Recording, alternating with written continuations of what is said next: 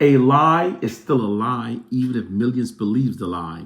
And the truth is still the truth, even if no one believes it. It is a lie that we made the N-word ours and that using it empowers us. The truth on both accounts are the opposite. Millions of us were in fact socially engineered by white oppressive forces to self-identify ourselves by the N-word. And using the word harms us at a psychological level. I haven't posted on this subject for quite some time because it's usually the post that gets me removed from many social media platforms. Many platforms literally accuses me of bullying those of us that have been socially engineered to self-identify themselves by the N-word. It's exactly as Tupac stated, that we're victims of things that must be maintained in order for the system of white supremacy to strive.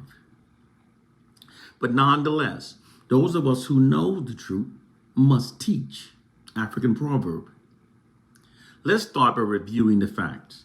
The African American culture has fundamentally changed from what it was during the 1960s. Back then, we call ourselves brothers and sisters. Today, millions of us now call ourselves by the N-word and call our women by the B-word. We used to become offended when called by the N-word, even when by our own people. Today, millions of us are insisting on being called by the N-word just as long as that is by our own people. Back then, we all wore our pants at our waistline. Now, many are sagging. We used to perceive pimps as being the denigrates and the lowlifes of our communities. Today, many of us are now glorifying pimps. During the 1960s, we implemented the most successful unified protest in U.S. history. Today, we are now more divided than at any previous time in U.S. history. The culture and the ideology of the African American culture has totally changed 180 degrees. And it's so obvious that it's like taking an open book test that no one should fail. Furthermore, these changes within our culture clearly benefit the system of white supremacy.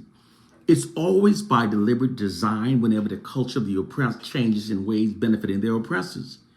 These noted changes within our culture are the deliberate result of negative media social engineering by white oppressive forces. This isn't some feeble-minded attempt at scapegoating that wrongly blames the oppressors in order to absolve ourselves of our own responsibility as some have been brainwashed to respond. It's the absolute truth. They're waging a covert war against us that most don't understand. This is why those of us who know the truth must teach. African proverb. Most people naively believe that the media reflects our reality, but in truth, it is more often we that imitate what we see and learn from the media. A group's identity is actually shaped by how they see themselves being repeatedly depicted within the media. People learns, imitates, and often becomes those derogatory media depictions of themselves that they've accepted as being their reality. It's a true social science known as media social engineering. Because the white society controls the media images of African Americans, this fact allows white oppressive forces, particularly white social scientists and propagandists, to negatively steer the African American culture. The ability of white social scientists and propagandists to steer Black culture through media social engineering is extremely effective. So much, in fact, that if these men wanted Black youths to start walking around every day with a yellow afro comb in their left rear pockets, all they would have to do is place that image in several rap music videos, movies, and TV shows being depicted as very cool and trendy.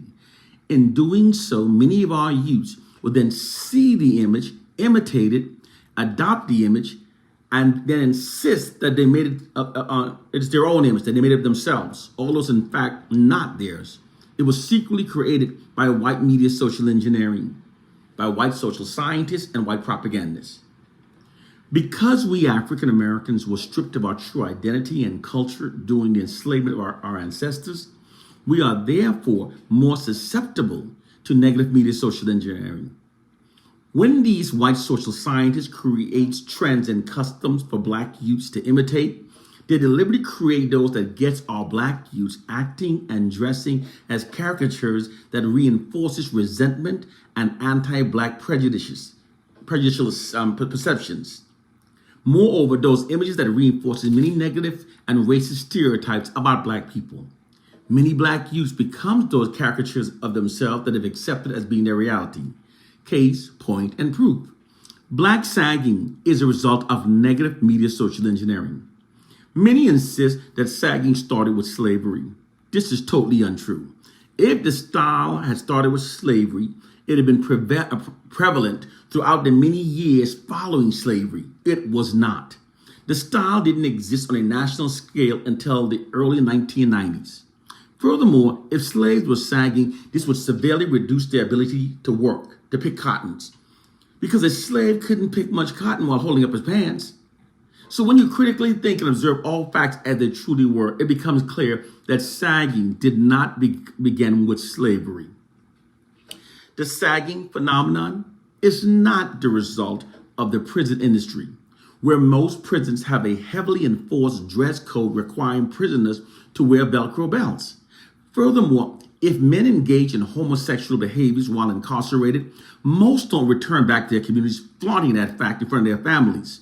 Most will conceal any customs or behaviors associated with the homosexual practice in prison. The sagging phenomenon is a deliberate result of negative media social engineering of the African American culture.